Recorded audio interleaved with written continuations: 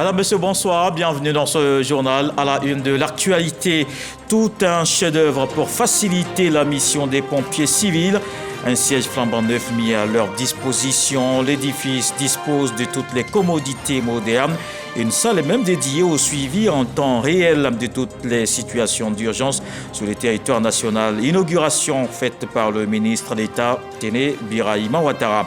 Un programme d'excellence dans le secteur du cacao. Les responsables des sociétés coopératives étaient en formation. Ils sont 1400 qui ont participé à l'initiative dénommée COP Academy. Ces dirigeants ont acquis des compétences avancées en matière de gestion. C'est un projet surtout bénéfique pour les populations des villages traversés. L'autoroute Yamoussoukro-Thiébissou sera inaugurée ce vendredi. Avant l'ouverture, les différentes localités reçoivent des marchés. Au total, 6 pour les localités sur le tronçon. La gestion va permettre de créer des revenus pour les habitants. Et puis le président Félix Tshisekedi écourte son séjour à Washington. 3 jours de deuil national décrété en RDC après la mort d'au moins 120 personnes. C'est le bilan des inondations provoquées par les fortes pluies dans la capitale, Kinshasa. Le Premier ministre Patrick Achi a rencontré hier mardi, en marge de son séjour aux États-Unis, Nick Clegg, président des affaires globales de l'entreprise Meta, précédemment Facebook. Au menu des discussions, la présentation du projet de Meta dénommé To Africa. Cette initiative vise à offrir un Internet plus rapide et plus abordable aux pays africains à travers la construction de grands câbles sous-marins au monde et dont la longueur de 45 000 km. Dans le cas de la Côte d'Ivoire, le représentant de Meta a annoncé l'arrivée de ce câble à partir du second semestre 2023. Le pays compte 300 développeurs travaillant déjà avec Meta et selon Nick Clegg, le projet To Africa permettra de consolider la présence de l'entreprise inter-ivoirienne, notamment au profit des startups et des organisations telles que la Fondation Jeunesse Numérique. L'Office national de la protection civile a désormais un nouveau siège. L'édifice compte un bâtiment principal de R+4. Il y a une salle qui permet de suivre en temps réel le règlement de toutes les situations d'urgence. Le ministre d'État, ministre de la Défense, Téné Birahima Ouattara, représentait le vice-président. Il a procédé à l'inauguration de ce siège flambant neuf. Walter Amadou Ouattara. Situé à quelques encablures du lycée technique dans la commune de Cocody, cet imposant bâtiment est le tout nouveau siège de l'Office national de la protection civile, ONPC. Le premier responsable des lieux ne cache pas sa joie. Notre joie est d'autant plus grande. Nous disposons aujourd'hui d'un cadre de travail nettement amélioré et propice au renforcement de la qualité des services rendus à nos populations. Après plus d'une dizaine d'années passées à l'étroit, soyez assurés de notre engagement à faire un bon usage des locaux mis à notre disposition. Cette administration des pompiers civils de Côte d'Ivoire fait partie des infrastructures de protection civile prévues par la loi de programmation des forces de sécurité intérieure 2016-2022. Cet édifice est bâti sur une superficie de 1725 m². Les travaux ont démarré le 17 septembre 2018. Au total, la construction de ce bâtiment a coûté au Trésor public un montant total de 2 359 221 383 francs. Toute ma reconnaissance pour l'attention et le soutien que le président de la République, son Excellence M. Alassane Ouattara, ne cesse d'apporter à la politique ambitieuse de la sécurité intérieure. Représentant le vice-président de la République de Côte d'Ivoire, Thiemoko Méliette Koné, le ministre d'État, ministre de la Défense, Téné Birahima Ouattara, procède à l'inauguration des locaux, l'un des symboles de la pertinence et de la réussite de la vision actuelle de la protection civile réalisée par le sommet de l'État. L'amélioration des conditions de travail de nos hommes et femmes de l'ONPC, qui se traduit par la construction et l'équipement d'infrastructures adéquates, comme ce siège que nous inaugurons aujourd'hui, permet d'assurer avec efficacité et professionnalisme la coordination opérationnelle de la réponse de l'État dans la gestion de toutes les situations d'urgence ou de catastrophe. Avec cette ouverture officielle, est prévue bientôt une salle de gestion des crises dotée d'un mur d'images qui, à terme, permettra de suivre en temps réel la gestion de toutes les situations d'urgence sur le territoire national. Un programme d'excellence dans le secteur du cacao. 1400 dirigeants ont participé à l'initiative dénommée Coop Academy. Ces responsables des coopératives ont acquis des compétences en matière de gestion. Ils ont reçu leur diplôme en présence du ministre d'État, ministre de l'Agriculture, Jean-Luc Gbangbo. Ils font partie des 1400 dirigeants de coopératives qui participent au programme de la Coop Academy. Ces parchemins qu'ils reçoivent sont la matérialisation de nouvelles compétences en matière de gestion acquises lors de ce programme initié par la multinationale Cargill et la Société financière internationale SFI. Nous sommes engagés à impacter positivement la vie de nos membres et transformer le secteur du cacao aux côtés de nos partenaires chocolatiers. La professionnalisation, la bancarisation, la familiarisation au secteur du numérique, la diversification des revenus sont les axes clés de cet ambitieux programme. Le secteur du cacao a donc de nombreux défis à relever, la pauvreté avant tout, le travail des enfants, les problèmes environnementaux et devra très bientôt s'adapter aux nouvelles législations. Et la Coop Academy a énormément contribué à élever les consciences sur ces sujets. Pour le ministre de l'Agriculture qui parraine cette promotion de la Coop Academy, il s'agit d'un programme qui réconcilie les coopératives et le secteur bancaire. Le programme de formation a permis aux coopératives d'accéder indépendamment à plus de 15 milliards de francs CFA de financement commercial, dont 8 milliards pour des véhicules de collecte. Et 9 d'entre elles sont aujourd'hui exportatrices de cacao. Un fait qui s'inscrit dans la vision du chef de l'État de faire émerger de nouveaux champions nationaux. La Coop Academy soutient également des femmes leaders et entrepreneurs en leur fournissant des outils et des ressources pour les aider à développer des activités génératrices de revenus.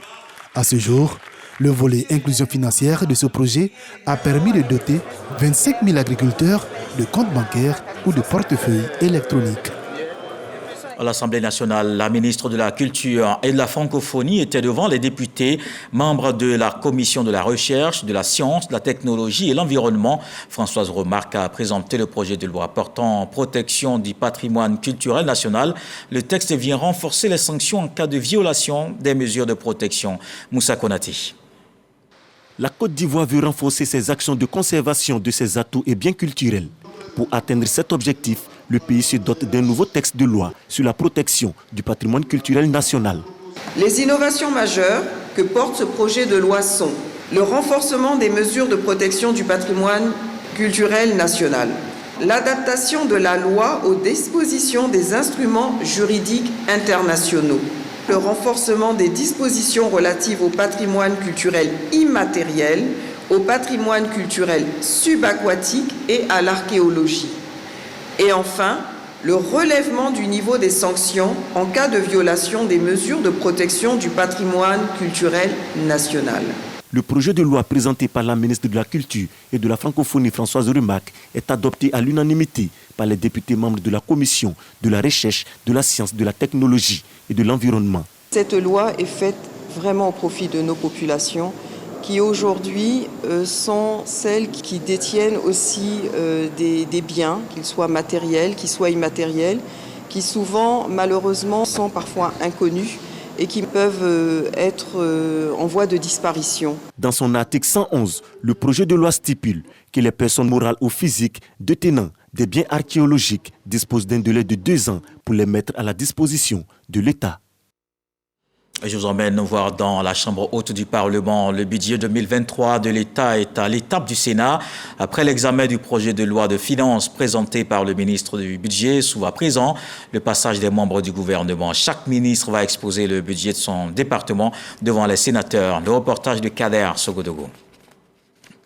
Le projet de loi de finances portant budget de l'État de Côte d'Ivoire pour l'année 2023 est en examen au Sénat. Il est du ressort de la Commission des affaires économiques et financières, présidée par le sénateur Moïse Koumoué Kofi.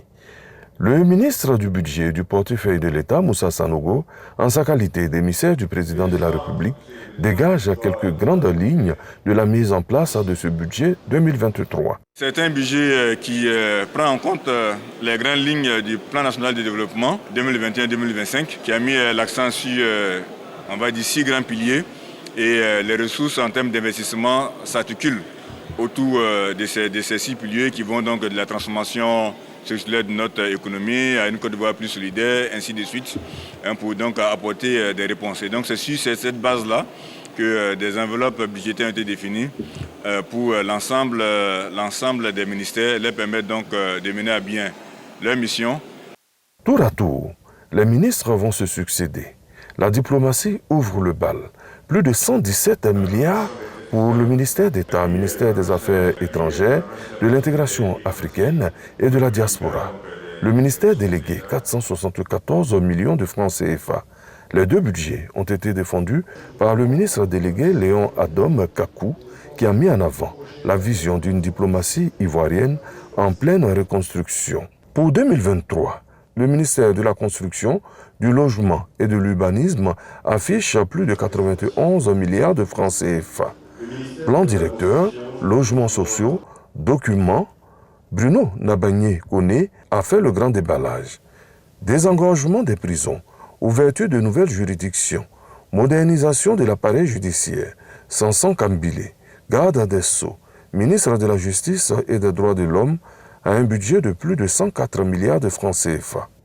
Le ministère de l'Intérieur et de la Sécurité, plus de 642 milliards de francs CFA. L'adoption de ce budget est pour nous le gage du succès qui est attendu de nous et de l'efficacité justement qui est recherchée dans toutes les actions que nous allons conduire dans le cadre de nos missions.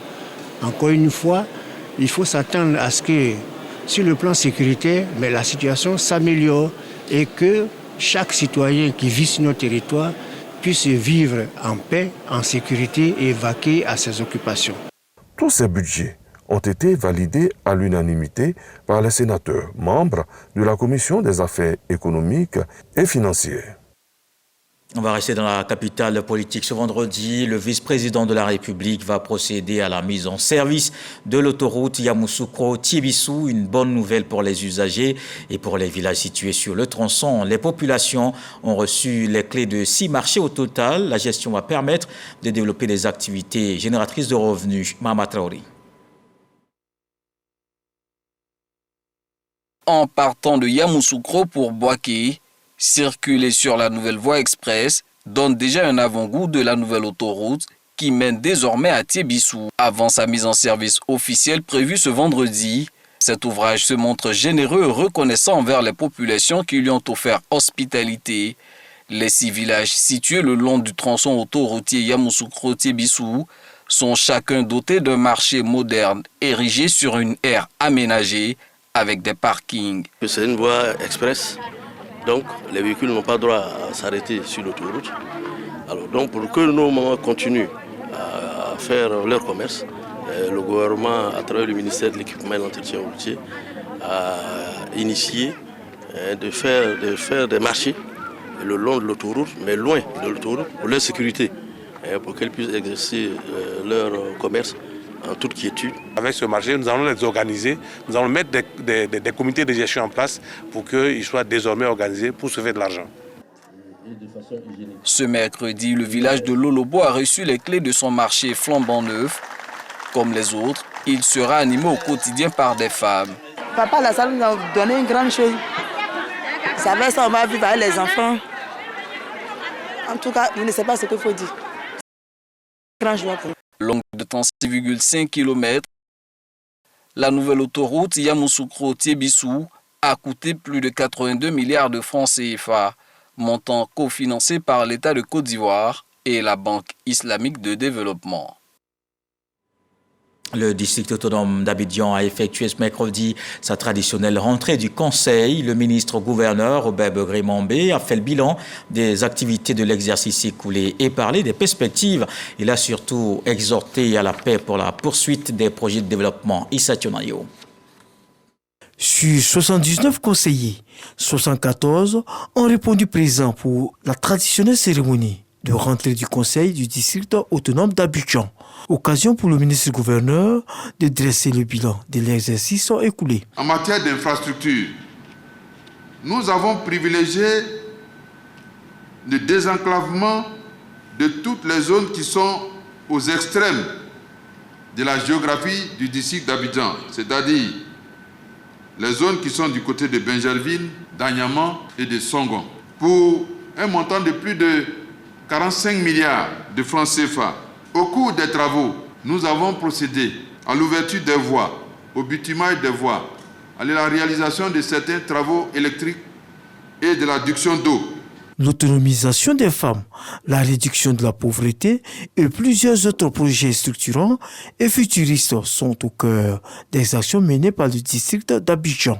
Les secteurs d'infrastructures concernés seront la voirie, l'eau, l'électricité, les centres de santé, les infrastructures scolaires avec notamment des lycées avec internat. Le district d'Abidjan a créé un institut d'économie circulaire. Cet institut va mettre en évidence que toutes les ordures que nous produisons dans nos villages, dans nos communes, peuvent constituer à la base des matières premières pour produire d'autres produits de consommation. Le métro va permettre de résoudre beaucoup de problèmes. Mais dans les réflexions que nous avons conduites au district d'Abidjan, nous pensons que de plus en plus, apparaît la nécessité de donner la chance au transport par tramway dans certaines communes. Il y a des espaces communaux qui sont adaptés à ça. Pour l'exécution effective de tous ces projets, le ministre-gouverneur Robert Begremambi exhorte les Ivoiriens à la paix afin d'aider le président de la République Alassane Ouattara à porter la Côte d'Ivoire à l'émergence. Le ministère de la fonction publique a récompensé les meilleurs directeurs des ressources humaines des ministères. Cette initiative permet d'inciter à l'excellence pour un service public de qualité. Ces distinctions s'inscrivent dans le cadre des journées de la fonction publique qui viennent de se tenir. Grâce Kando. Larissa Douyou, Award d'or, meilleur directeur des ressources humaines au titre de l'année 2022, et MJ Bernard, meilleur directeur régional de la fonction publique. En plus de ces deux lauréats, les deuxième et troisième prix ont été attribués. Merci à Mme Anne Désirée Oloto. Je suis en constant apprentissage et j'encourage les autres aussi à redoubler d'efforts pour être aussi les lauréats un jour. Je reçois cette discussion avec beaucoup de satisfaction. Vu ma carrière professionnelle de plus de 25 ans, j'ai exercé d'abord à Bounap, dans la région du Gontougou. Quand j'y partais, beaucoup de mes collègues et de mes amis pensaient que je partais en un lieu de punition. Je crois que cette distinction est la preuve que partout en Côte d'Ivoire, nous sommes suivis dans nos activités. Ces lauréats ont été honorés lors de la première édition de la célébration des awards de la fonction publique. L'initiative vise à créer une saine émulation entre responsables pour un service de qualité. Un grand pays, une grande économie ne peut aller de l'avant que si elle a une administration performante. C'est fondamental pour la création de richesses. Si vous avez un secteur public qui est performant, alors l'inverse de tout ce que je viens d'indiquer va se produire. Le mérite célébré ce soir devrait nous incliner tous, sinon à maintenir le cap, du moins à nous projeter encore plus loin pour faire de notre administration le porte-flambeau de la performance et de l'excellence. Il nous faut donc continuer à agir tous ensemble pour donner vie aux espérances des populations et surtout pour donner vie au bonheur des générations futures. La ministre Anne Désirée Oloto a reçu le prix spécial du meilleur leadership transformationnel de l'administration publique. Une cérémonie qui s'est déroulée dans une ambiance des grands jours. L'administration fiscale entend mobiliser au moins 145 milliards de francs CFA, un recouvrement de l'impôt foncier en 2022. À quelques semaines de cette échéance, la sensibilisation se poursuit. La régie exhorte à la déclaration et au paiement de cette somme nécessaire au développement. Lancine Bakayoko. Même si le paiement de l'impôt foncier enregistre une certaine progression, les services de l'administration fiscale éprouvent encore des difficultés pour asseoir et collecter ces importantes ressources, notamment dans la zone sud d'Abidjan où il existe un gros potentiel. Au regard de la densité et de l'importance du patrimoine foncier bâti des communes de Koumassi et de Margori, nous avons la certitude que bien informés et un peu plus engagés au respect des obligations fiscales, nos populations sensibles aux services fiscaux, les paiements au titre de l'impôt foncier peuvent être bien meilleurs. Cette campagne impliquant les collectivités décentralisées, les élus locaux et les propriétaires fonciers est destinée à accroître les capacités financières des communes. Pour réussir les diverses missions au profit de leurs administrés, les maires ont besoin de l'impôt foncier. Payer l'impôt foncier, c'est contribuer au budget de nos mairies. Payer l'impôt foncier, c'est donner les ressources aux élus pour prendre soin de notre commune. Payons donc l'impôt foncier pour assurer la collecte des ordures ménagères que nous produisons tous les jours. De 58 milliards en 2016, la Direction générale des impôts s'est fixé un objectif de 145 milliards d'impôts fonciers pour l'exercice budgétaire 2022. Des cadres et élus des régions du Cavali et du Guémont veulent résoudre les conflits fonciers dans cette partie de l'Ouest. La mission conduite par la ministre Anne-Désirée Oloto a eu une séance de travail avec les responsables de l'agence foncière rurale à Cocody. La délégation s'est engagée à accompagner l'AFOR dans son travail de sensibilisation et d'information des populations sur les solutions durables proposées. Dangui. Les conflits liés au foncier rural sont récurrents et menacent parfois la cohésion sociale dans de nombreuses régions de la Côte d'Ivoire, notamment dans le Guémont et le Cavali, font observer des experts. À la recherche de solutions durables aux problèmes du foncier dans leur localité, une délégation de cadres et élus des régions du Cavali et du Guémont conduite par la ministre Anne-Désirée Oloto, se sont rendus dans les locaux de l'agence foncière rurale AFOR à Cocody. L'Ouest est là aujourd'hui parce que l'AFOR nous a démontré que le gouvernement a une approche de solution à travers la création de l'AFOR, à travers la politique et la stratégie mise en place par l'AFOR, à travers la démarche empruntée par l'AFOR. Et au fait aux populations, nous avons compris que l'AFOR a besoin de nous. Présentation de l'AFOR, de ses outils, de ses réalisations et ses objectifs.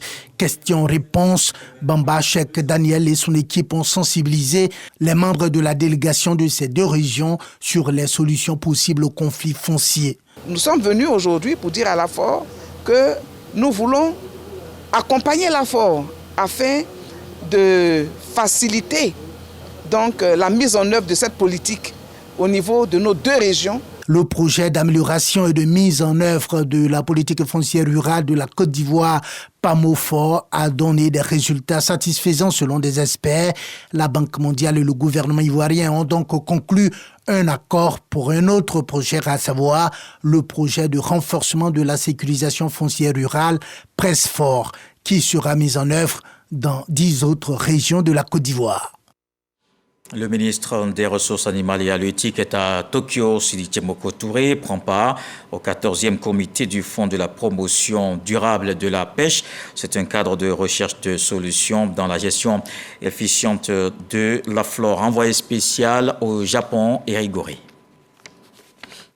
C'est en qualité de président du conseil de la conférence ministérielle sur la coopération halieutique entre les États riverains de l'océan Atlantique, Komafat Atlaco, que Sidi Touré prend part au 14e comité mixte du Fonds de la promotion de la pêche ici à Tokyo. Ce cadre d'échange obéit à un principe: aider les pays africains à gérer de façon rationnelle leurs ressources halieutiques. Et avant tout propos, le ministre des Ressources animales et halieutiques de Côte d'Ivoire a, au nom du président de la République, son Excellence Alassane Ouattara, et les autres pays membres de l'organisation, remercié ce partenaire privilégié qu'est l'OFCF, déterminé à promouvoir la pêche de façon durable et efficace. Une rencontre qui permet la synergie d'action pour atteindre cet objectif. Selon Sidi Touré, la Covid-19 a impacté gravement le fonctionnement de l'organisation. Cependant, les objectifs assignés ont été atteints. De son côté, l'OFCF, avec à sa tête son président, ont renouvelé leur confiance à la Comafat. Ce 14e comité mixte coïncide avec le 50e anniversaire d'Overs Fishery Cooperation of Japan, OFCF. Le président de Comafat réaffirme ici sa volonté à travailler dans le sens de gérer de façon durable les ressources halieutiques sur tout le continent avec plusieurs projets innovants. Il a par ailleurs salué le partenaire OFCF. Mes félicitations à l'OFCF ainsi qu'à son généreux et très compétent président, M. Taneaka, pour sa contribution au développement du secteur de la pêche dans les États membres de la Comafat. Et nous attendons avec impatience la poursuite du développement de la coopération avec l'OFCF. En février prochain, le Comafat va se réunir au Maroc en prélude à la conférence des ministres. Le président de l'OCF a été invité pour y participer afin de renforcer ce partenariat. Et c'est sur place dans l'actualité politique, c'est la célébration aujourd'hui de l'an 2 de la prestation de serment du président de la République Alassane Ouattara. Le secrétariat exécutif du RHDP organise chaque année des activités à cette date. Cette année, les membres du comité d'organisation annoncent un mois de festivités qui démarre ce dimanche 18 décembre au Palais de la Culture en Lorgoretti Moussa Konaté. 14 octobre 2020, 14 octobre 2022. 2 ans que le président Alassane Ouattara a prêté serment après son élection le 31 octobre 2020. 2 années d'exercice au pouvoir marquées par le renforcement de la démocratie, de la cohésion et de l'état de droit. Des acquis que des jeunes du RHDP veulent célébrer. Ce mercredi 14 décembre 2022, comme indiqué l'année dernière, cette date qui marque le triomphe de la démocratie et de l'état de droit sera célébrée chaque année. Et pour cette année 2022, les festivités se tiendront sur une période d'1 mois. Elles débuteront ce dimanche 18 décembre 2022 à la salle Louga François du Palais de la Culture de Trècheville par une cérémonie de lancement qui aura pour thème « Plus jamais ça dans notre Côte d'Ivoire ». Ce lancement sera meublé par une projection de films et des témoignages. Des festivités pour mettre en lumière les actions de développement en Côte d'Ivoire au plan économique, politique, social et diplomatique. Une occasion également pour les populations et les jeunes de tous bords politiques de rendre hommage au chef de l'État, Alassane Ouattara. Plusieurs jeunes leaders de pays étrangers ont décidé de se joindre à cette initiative afin non seulement de soutenir les efforts du président de la République de Côte d'Ivoire qui œuvre pour le respect de la démocratie, de l'état de droit et le développement économique et social de notre continent, mais aussi de lancer un appel au respect de l'ordre démocratique en Afrique. Les festivités prendront fin le samedi 14 janvier 2023 par un meeting de célébration de la démocratie et de l'état des droits. La famille du Front populaire ivoirien s'agrandit avec l'adhésion ce mercredi de 500 nouveaux majeurs à Bouaké. Le président du FPI a effectué lui-même le déplacement pour recevoir ces nouveaux militants. Pascal Affi-N'Guessan les a mis en mission de mobilisation dans le cadre de la révision de la liste électorale et la promotion des idéaux du FPI. Léon Brou. Ces jeunes, 500 au total, quasiment des nouveaux majeurs, tous militants du Front populaire ivoirien. Motive cette adhésion, la première pour ces jeunes à un parti politique, l'idéal de paix du FPI. Le Front populaire ivoirien, par le canal de son président, a toujours prôné la paix, la cohésion, l'amour et puis le partage avec les fils et filles de la Côte d'Ivoire. Voici ces valeurs qui nous attirent au FPI. Quand on enregistre ces genres d'adhésion, on n'est peut-être que rassuré parce que ce sont des indices que le message du Front populaire ivoirien reçoit un écho favorable au sein de la jeunesse ivoirienne et que donc avec cette jeunesse ivoirienne, le Front populaire ivoirien peut espérer en la reconquête du pouvoir en 2025. Sur la reconquête du pouvoir, 2 consignes du président Pascal Affi-N'Guessan aux nouveaux militants du FPI, large ratissage des militants et sympathisants du parti pour l'inscription de ceux-ci sur la liste électorale, renforcement des structures spécialisées du FPI. Il rentre dans les structures du parti.